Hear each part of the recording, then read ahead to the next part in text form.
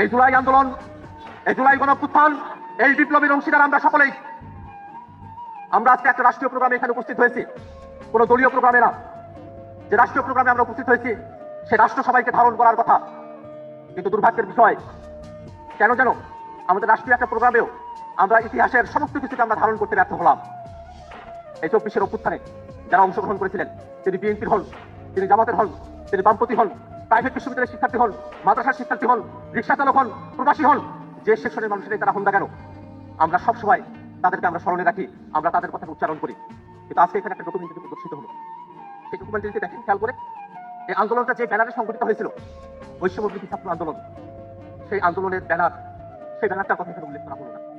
এই আন্দোলন তো একদিকে সংগঠিত হয় নাই, এটা ছিল কোটার দাবিতে, কোটা সংস্কারের দাবিতে একটা আন্দোলন।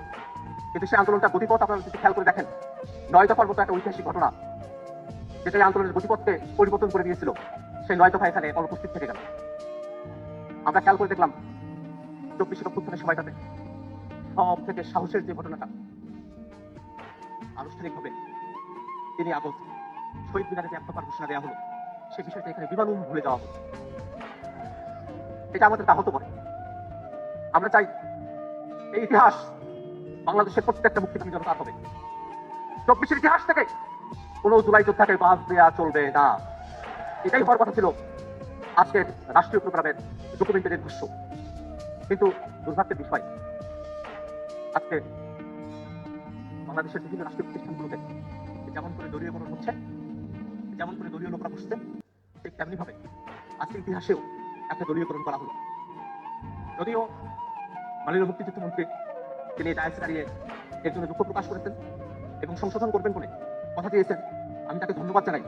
কিন্তু এই যে ভুল, সেটাকে আমি কোনোভাবেই অবচেতন মনে ভুল বলে মনে করি না। এটা খুব চেতন জাগ্রত অবস্থায় থেকে ইতিহাসকে বিকৃত করার জন্য এবং ইতিহাসকে দলীয়করণ করার জন্য এই ধরনের একটা ডকুমেন্টারি তৈরি করা হয়েছে। এখানে একটা পরিকল্পিত পরিস্থিতি তৈরি হয়েছিল। আজকে একটা মহিমান্বিত দিন, যেই দিনে আমরা বিজয় অর্জন করেছিলাম, সেই দিনে সরকার কর্তৃক একটা প্রোগ্রাম ঘোষণা করা হয়েছে। সেই প্রোগ্রামটা যাতে আমরা শান্তভাবে আমাদের কথাগুলো বলতে পারি, সে কারণে আমি আপনাদের সামনে এসে দাঁড়িয়েছিলাম। আপনারা যারা জুলাই যোদ্ধারা আছেন, আপনারা যখন আমার কথা শুনেছেন, এই কারণে আপনাদের কাছে আমি ধন্যবাদ এবং কৃতজ্ঞতা জানাতে চাই।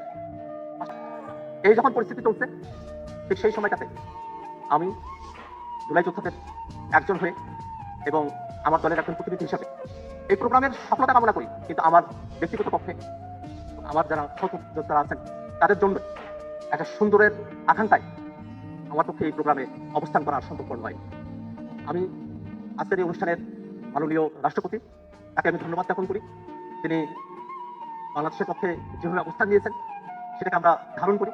তিনি একই সাথে মুক্তিযোদ্ধা, একই সাথে জুলাই যোদ্ধা, তার প্রতি সম্মান ব্যক্ত করছি। সেই সম্মান রেখে আমি নীরবে এখান থেকে প্রস্থান করার সিদ্ধান্ত গ্রহণ করলাম। আপনাদের সকলকে ধন্যবাদ।